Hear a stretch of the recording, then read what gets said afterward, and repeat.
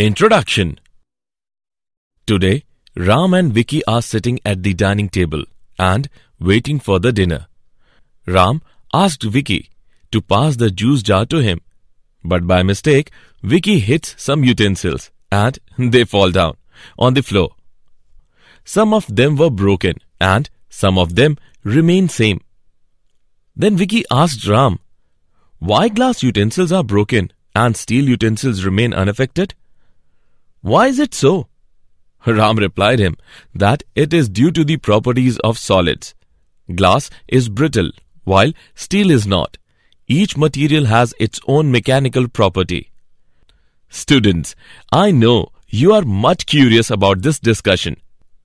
So, let's talk more about the mechanical properties of solids.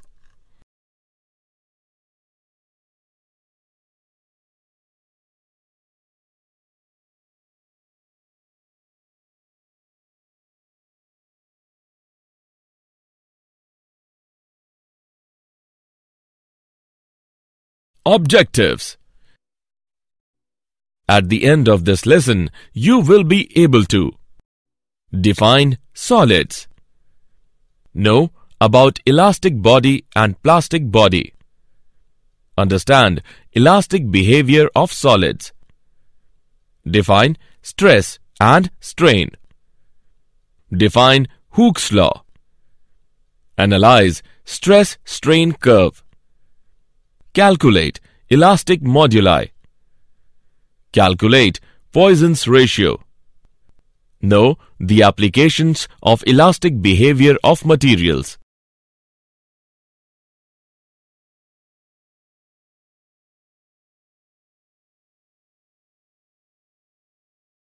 Definition. A solid is that state of matter in which its atoms and molecules are strongly bound so as to preserve their shape and volume. Solids can be classified into two classes. Number 1. Crystalline solids. These are the solids in which atoms or molecules are arranged in a regular pattern. Number 2. Amorphous solids. These are the solids in which atoms or molecules are arranged in an irregular pattern. These solids are also called glassy solids.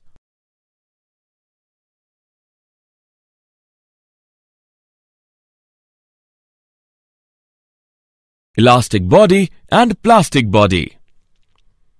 A body that regains its original shape and size on the removal of deforming force within the elastic limit is called an elastic body. Elasticity is defined as the property of matter by virtue of which it regains its original shape and size after the removal of deforming force. A body that does not regain its original shape and size after the removal of deforming force is called a plastic body.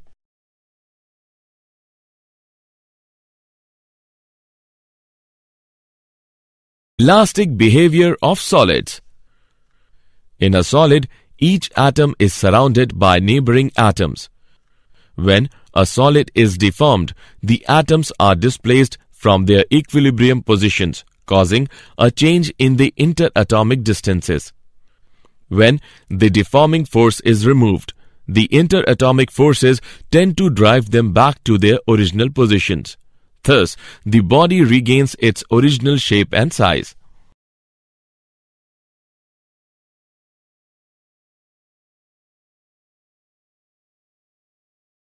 Stress.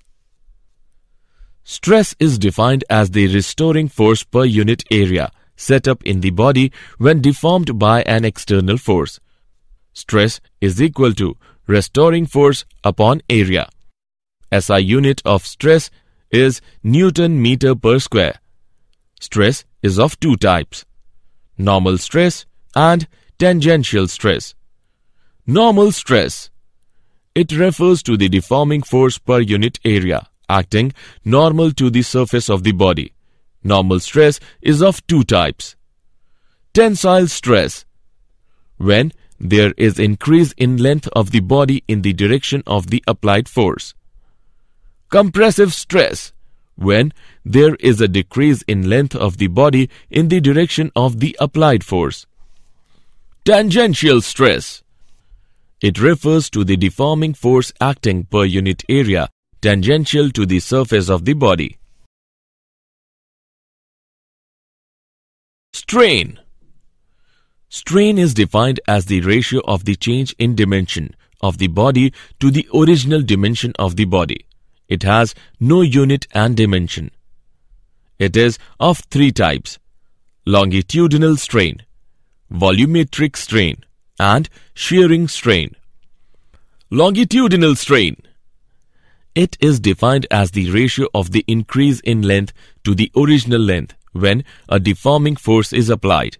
Longitudinal strain is equal to delta L by L. Volumetric strain. It is defined as the ratio of the change in volume of the original volume when a deforming force is applied. Volumetric strain is equal to minus delta V by V. Shearing strain. It is defined as the angle through which a line initially perpendicular to the fixed face gets turned on applying a tangential deforming force. Hooke's law. Hooke's law states that within the limit of elasticity, stress is directly proportional to strain. Stress is equal to constant into strain. Constant is equal to stress upon strain. Here, this constant is called coefficient of elasticity. Hooke's law is an empirical law and is found to be valid for most materials.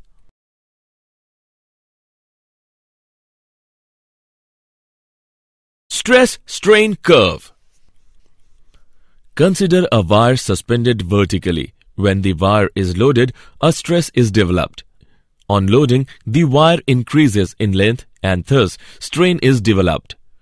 From the curve, we note that when the strain is small, stress is proportional to strain. This is the region OP in which Hooke's law is obeyed.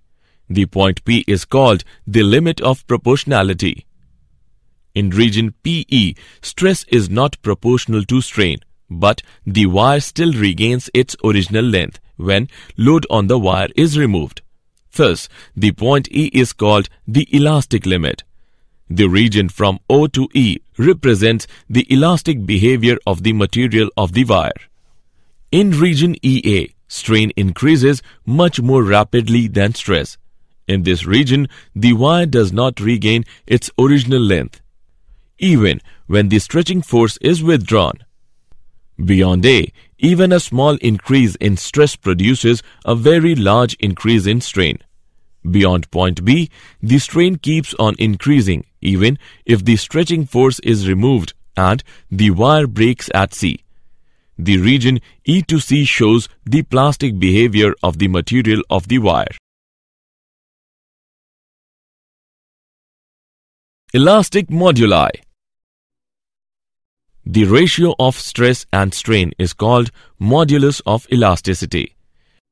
The modulus of elasticity are of three types: Young's modulus, shear modulus, and bulk modulus. Young modulus is defined as the ratio of normal stress to the longitudinal strain. It is represented by Y. Y is equal to normal stress upon longitudinal strain is equal to F into L divided by A into delta L, where F is equal to external normal force. Delta L is equal to change in length. L is equal to original length. The ratio of shearing stress to the corresponding shearing strain is called the shear modulus of the material and is represented by G. G is equal to F by A into theta. It is observed that the shear modulus is generally less than Young's modulus.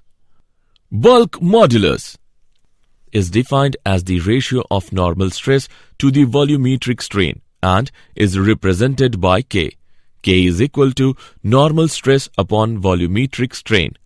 K is equal to F upon A divided by negative delta V upon V. The reciprocal of the bulk modulus is known as compressibility.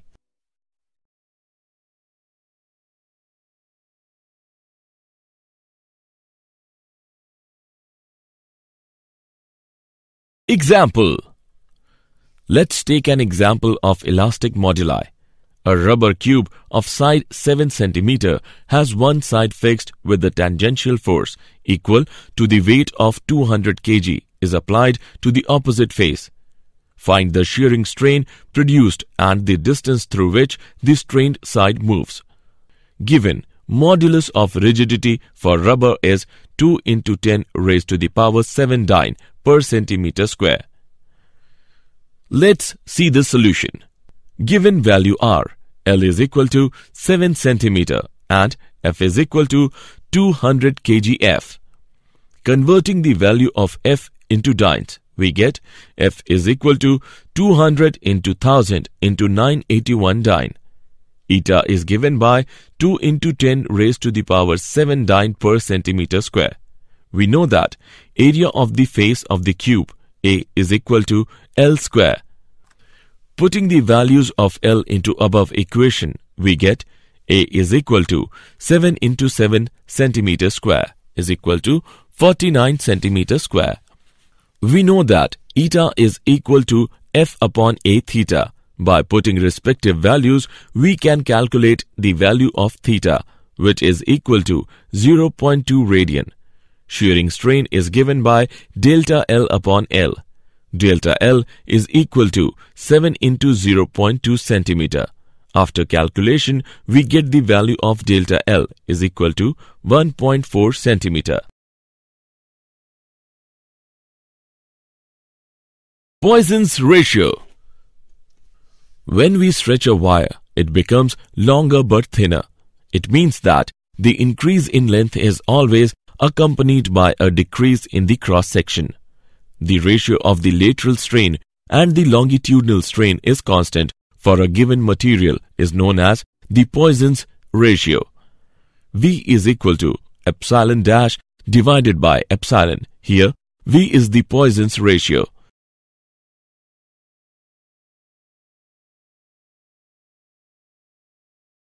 Application of elastic behavior of materials. Some materials regain their original form long after the removal of the deforming force. This delay is called elastic after effect. Generally, suspension are made of quartz whose elastic after effect is very small. The metallic parts of machines should not be subjected to stress beyond the elastic limit, otherwise they will be deformed. The railway track beam's cross-section is I in shape. It gives an advantage of lightness and the flanges are able to withstand the compression and tension force due to loading. The thickness of the metallic rope needed to lift a given load is decided using the knowledge of elastic limit of the material of the rope and the factor of safety. While using a material, it is ensured that the working stress is always larger than its breaking stress. The difference is the safety factor. Did you know? Maxwell was the first to define bulk modulus. According to recent studies, a class called semi-crystalline solid does exist. In this, both amorphous and crystalline phases coexist. Some polymers are in this category, for example, polyethylene. When a body is heated but not allowed to expand due to certain constraints, then internal forces are developed which give rise to stress known as thermal stress. Summary. Let us summarize what we have learned. A solid is that state of matter in which its atoms and molecules are strongly bound so as to preserve their shape and volume. Elasticity is defined as the property of matter by virtue of which it regains its original shape and size after the removal of deforming force. Stress is defined as the restoring force per unit area set up in the body when deformed by an external force. Strain is defined as the ratio of the change in dimension of the body to the original dimension of the body. Hooke's law states that within the limit of elasticity, stress is directly proportional to strain.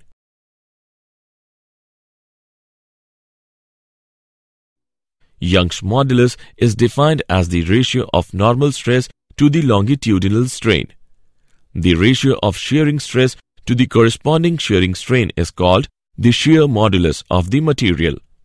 Bulk modulus is defined as the ratio of normal stress to the volumetric strain.